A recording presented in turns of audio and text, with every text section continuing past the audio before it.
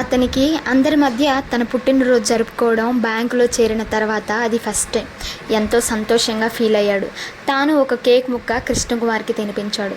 Branch తరపు నుంచి ఇది మీకు చిన్న గిఫ్ట్ అని అతనికి ఇచ్చాడు కృష్ణకుమార్.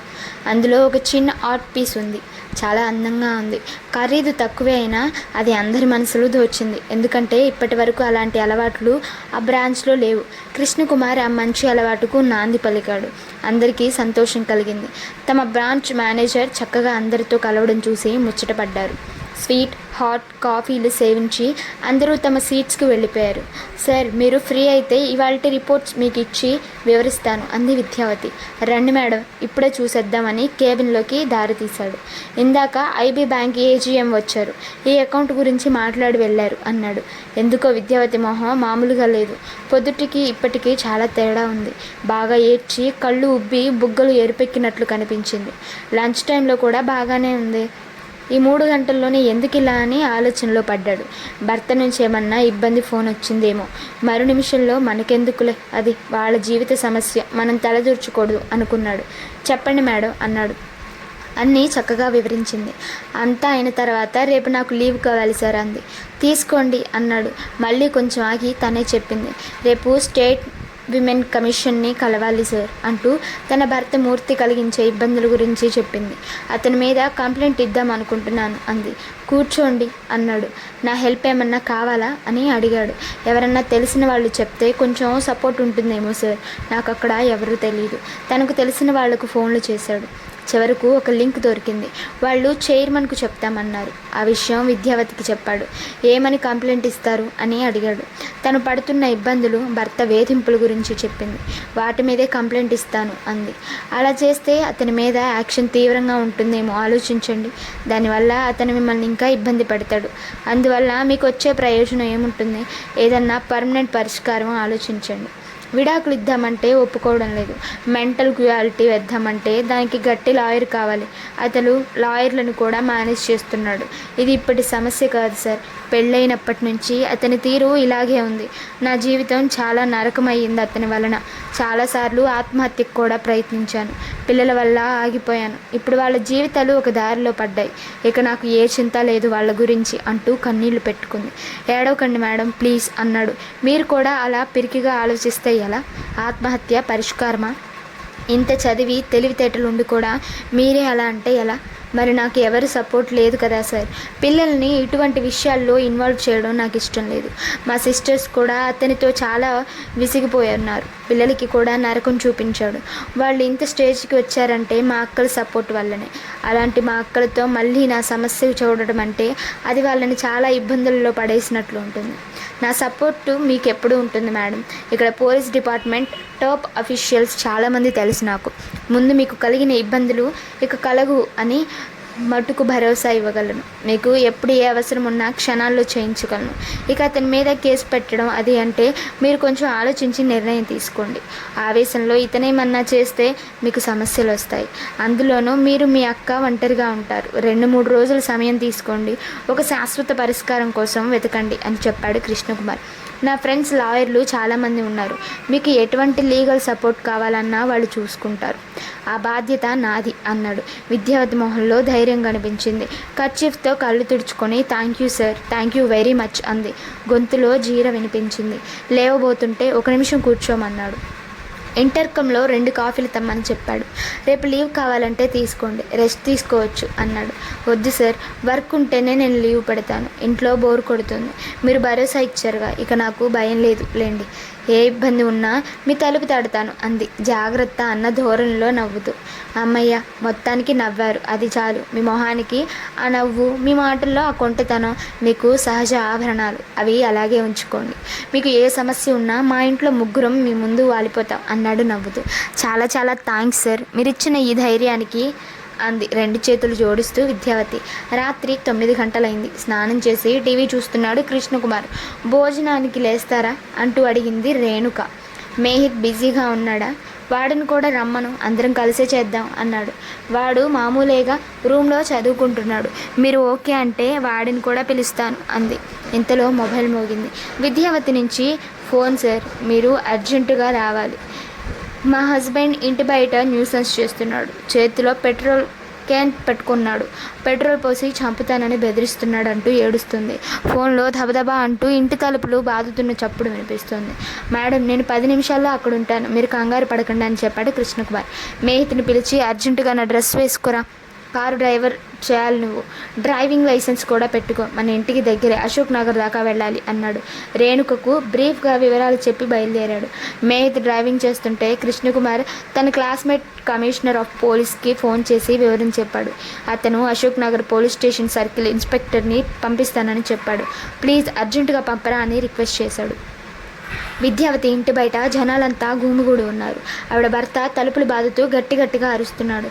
బాగా తాగి ఉన్నట్టు తెలుస్తోంది. ట్రాఫిక్ అంత లేదు రోడ్ మీద. కారు పక్కనే ఉంచి కృష్ణకుమార్, మేహిత్ ఇద్దరు గేటు దగ్గరికి వచ్చారు. అతన్ని వారించే స్థితిలో లేడు. గట్టిగా అరుస్తూ తూగుతున్నాడు. విద్యావతికి ఫోన్ చేశాడు. మేడం, నేను మీ ఇంటి బయటే ఉన్నాను, మీరేమీ వరీ అవ్వకండి, 5 నిమిషాల్లో పోలీసులు వస్తున్నారు, నేను చెప్పేంత వరకు మీ కిటికీ కానీ తలుపులు కానీ తీయకండి అని చెప్పాడు. థ్యాంక్ యూ సార్ అంది. ఆమె కంఠంలో కొంచెం ధైర్యం కనిపించింది. ఇంతలో పోలీస్ వ్యాన్ వచ్చింది.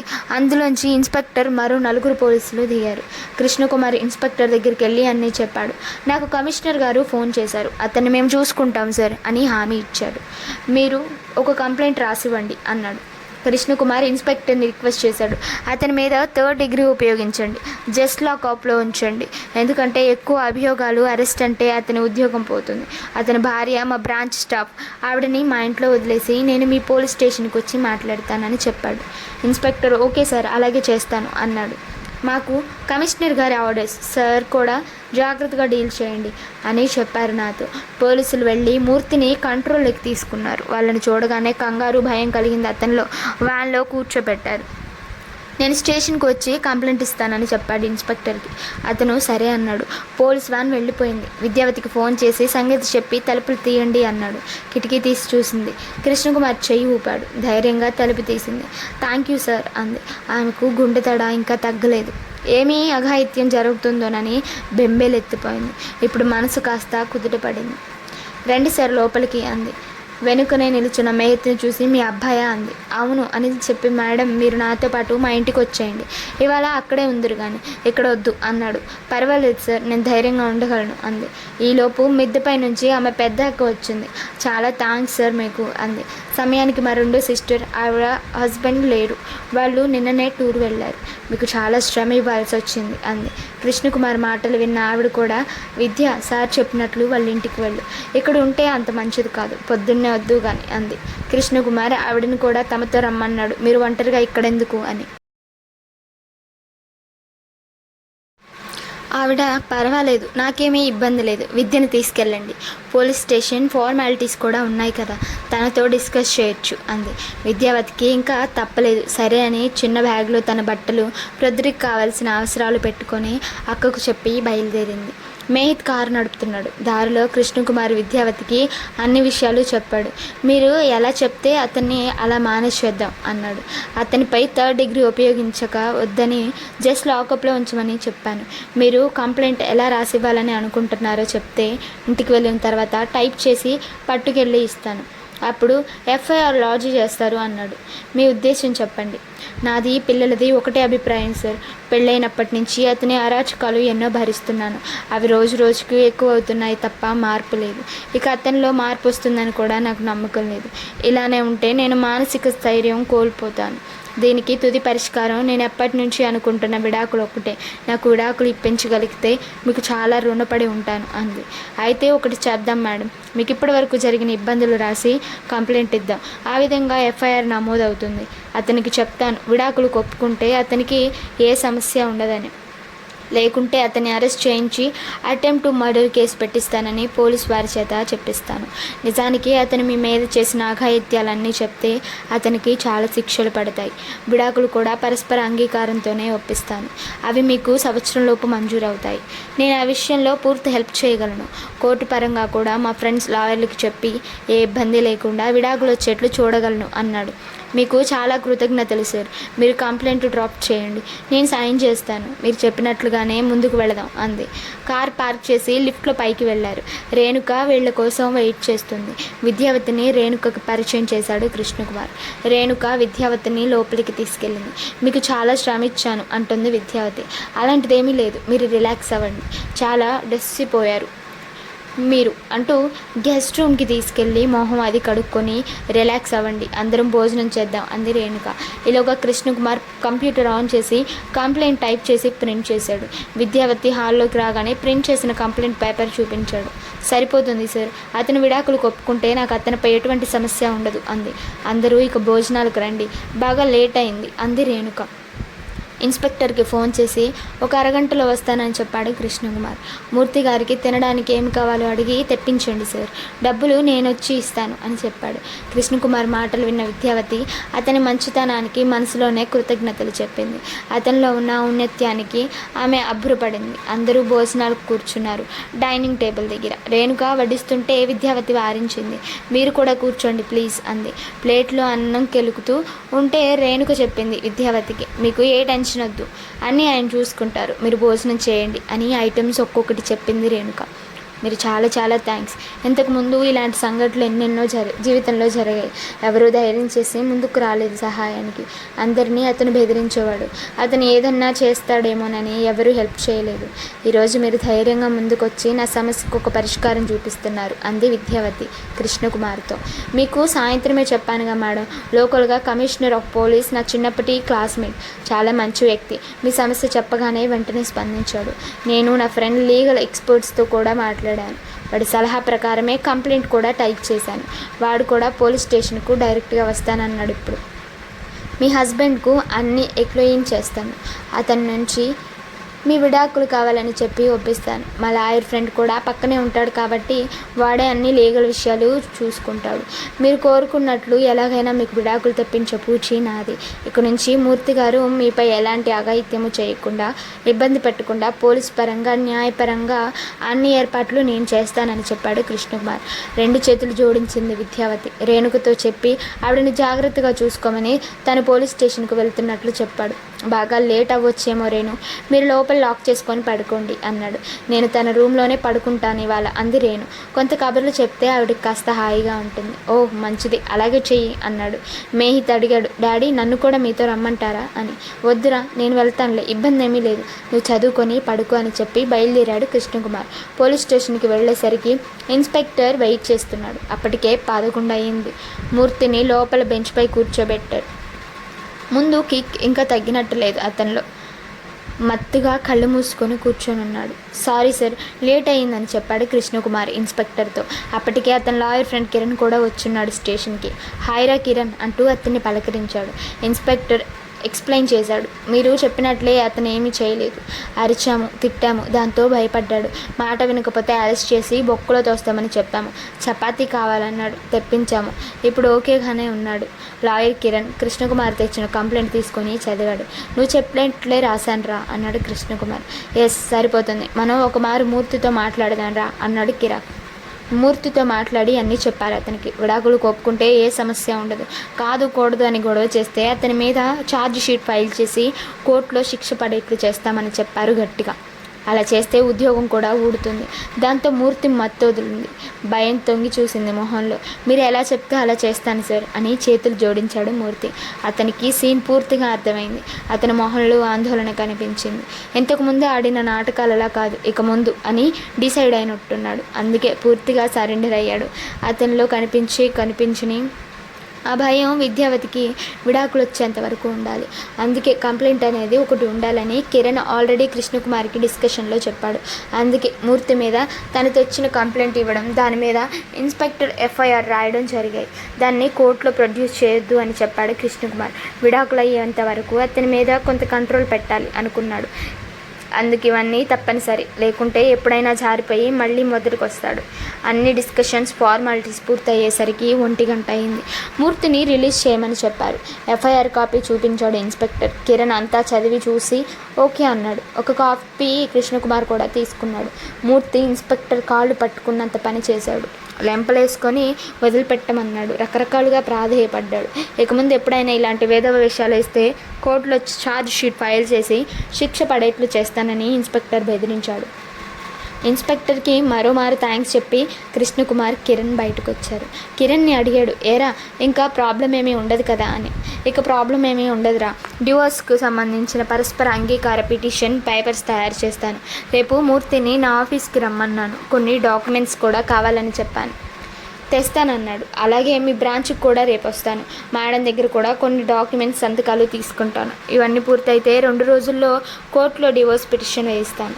వాళ్ళిద్దరూ పిటిషన్ ఫైల్స్ చేసే రోజు ఒకసారి, 6 నెలల తర్వాత ఇంకోసారి కోర్టుకు వస్తే సరిపోతుంది. దానికి తగినట్లుగా ఇద్దరికీ ఏ ఇబ్బంది లేకుండా పిటిషన్ డ్రాఫ్ట్ చేస్తాను. సంవత్సరంలోపు విడాకులు మంజూరు అవుతాయి అన్నాడు. కిరణ్కి కూడా థ్యాంక్స్ చెప్పి ఇల్లు చేరాడు కృష్ణకుమార్. టైం 2 అయింది. డూప్లికేట్ కీతో డోర్ లాక్ తీసి ఫ్లాట్లోకి వెళ్ళాడు. ఎవరిని డిస్టర్బ్ చేయకూడదన్న ఉద్దేశంతో. ఆశ్చర్యంగా ఎవరు నిద్రపోవట్లేదు, అంతా మేల్కొని ఉన్నారు. మేహిత్ వాడి రూమ్లో చదువుకుంటున్నాడు. వాడికి లేట్ నైట్ చదివి పొద్దున కాలేజీ టైంకి 1 గంట ముందు లేస్తాడు. రేణు, విద్యావతి ఇద్దరు డైనింగ్ టేబుల్ దగ్గర కూర్చొని మాట్లాడుకుంటున్నారు. ఏంటి మీరు ఇంకా పడుకోలేదా అని ఆశ్చర్యంగా అన్నాడు కృష్ణకుమార్. లేదండి, నిద్ర రాలేదు, కబుర్లు చెప్పుకుంటున్నాము అంది రేణు.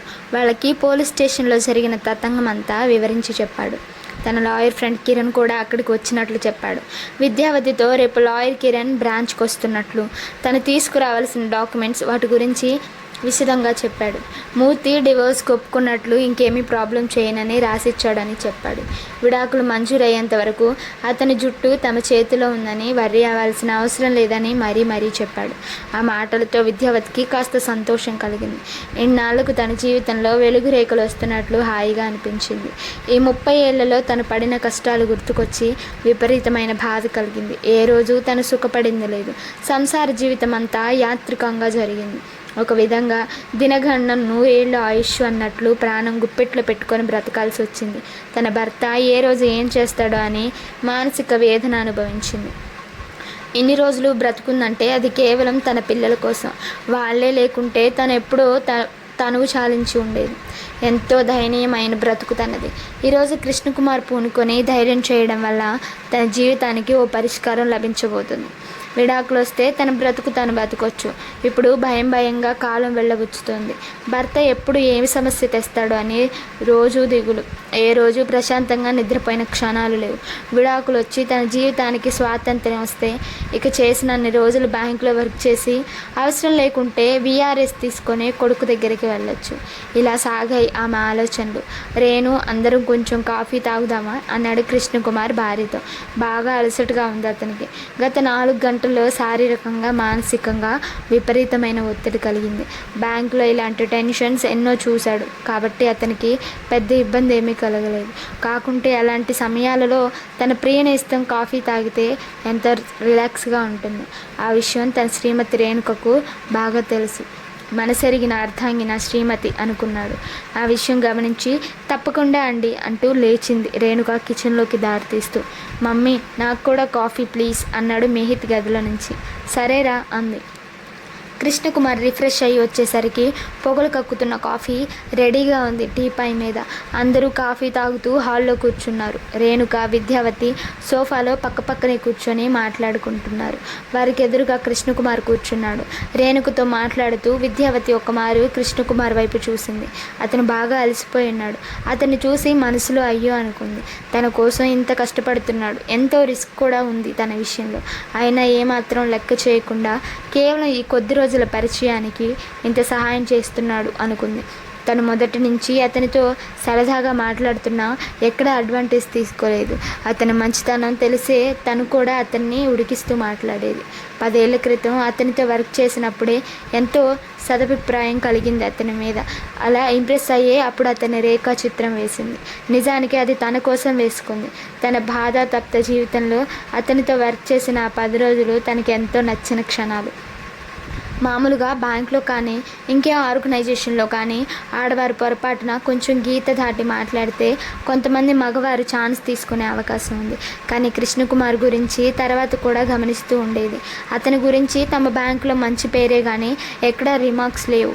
అతను తమ బ్యాంక్ మ్యాగజైన్లో రాసే రచనలు కూడా ఎంతో స్ఫూర్తిని కలిగించేట్లు ఉండేవి. అలా కృష్ణకుమార్పై ఒక తెలియని అనురాగం పెంచుకుంది తన మనసులో. అది కేవలం తనలోనే దాచుకుంది. ఎప్పుడూ ఎక్కడ ఎవరితోనూ బయట పెట్టలేదు. ఇన్నాళ్ళకు ఆ మంచితనం తనకు తోడుగా నిలబడి తన జీవితాన్ని ఒక నిప్పుల కొలిమిలో నుంచి బయటపడేసే ప్రయత్నం చేస్తోంది. అందుకు అతనిపై తనకున్న మంచి అభిప్రాయం ఇంకా పెరిగి కొండంత అయ్యింది. కృష్ణకుమార్ అప్రయత్నంగా ఎదురుగా మాట్లాడుతున్న భార్యని, విద్యావతిని పక్కపక్కనే చూస్తే ఒకరిని మించి ఒకరు పోటీ పడుతున్నట్లు కనిపించింది అతనికి. అందం, చదువు, ధైర్యం అన్నీ ఉన్నాయి ఇద్దరిలో అనుకున్నాడు.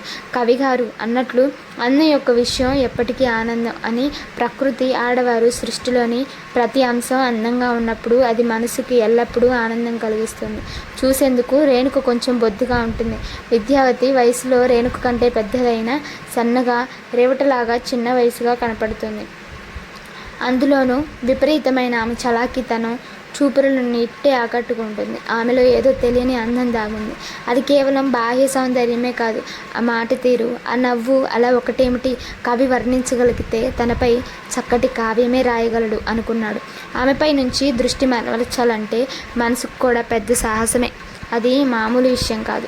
అలా అనుకున్నప్పుడల్లా తన మనసును బలవంతంగా బ్యాంకు వైపుకు మరల్చడం కృష్ణకుమార్కి అలవాటైపోయింది. అన్నం పెట్టే బ్యాంక్ అంటే అతనికి మొదటి నుంచి తల్లితో సమానం. అతని దృష్టిలో తన బ్యాంక్ చాలా గొప్పది. తన కుటుంబం ఈరోజు ఇలా ఉందంటే దానికంతటికీ కారణం తనకు ఉద్యోగం ఇచ్చిన బ్యాంక్. రేణు, విద్యావతి ఇంకా కబుర్లు చెప్పుకుంటున్నారు. రేణు, ఆల్రెడీ 3 గంటలు దాటిందిరా, ఇక అందరం పడుకుందాం అన్నాడు కృష్ణకుమార్. సరే అని లేచారు అందరూ. రేణు, విద్యావతి గెస్ట్ బెడ్రూమ్లోకి దారి తీశారు. ఇక మాటలు ఆపి పడుకోండి అని హెచ్చరించి కృష్ణకుమార్ తన బెడ్రూమ్లోకి వెళ్ళాడు. మేహిత్ రూమ్లో లైట్ లేదు. అప్పుడే నిద్రలోకి జారుకున్నట్లున్నాడు. పొద్దున్న లేచేపటికి 9 అయింది. కృష్ణకుమార్ టైం చూసి ఉలిక్కిపడ్డాడు. అమ్మో 9 అయింది అంటూ బాత్రూంలోకి పరుగు తీశాడు. ఫ్రెష్ అప్ అయ్యి రెడీ అవ్వడానికి. బ్రష్ చేసుకొని హాల్లోకి వచ్చాడు. రేణుక కాఫీ ఇచ్చింది. తను లేచిందా అని అడిగాడు. విద్యావతి పొద్దున్నే 7 గంటలకు తమ ఇంటికి వెళ్ళిందండి.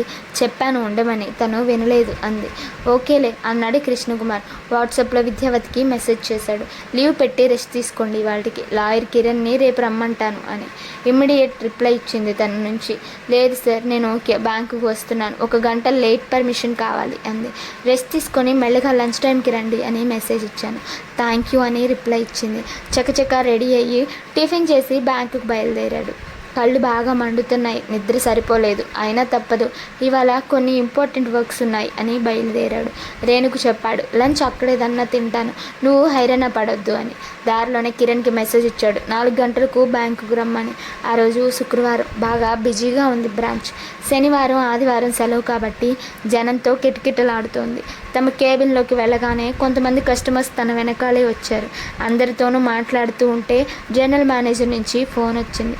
సోమవారం నుంచి 3 రోజులు బెంగళూరులో కన్సార్టియం మీటింగ్. కృష్ణకుమార్ని అటెండ్ అవ్వమని చెప్పాడు. అసిస్టెంట్స్ కోసం విద్యావతిని కూడా తీసుకెళ్ళమన్నాడు. హెడ్ ఆఫీస్ నుంచి ప్రెజర్ ఉందట, ఇంకో 100 కోట్ల లోన్ కోసం.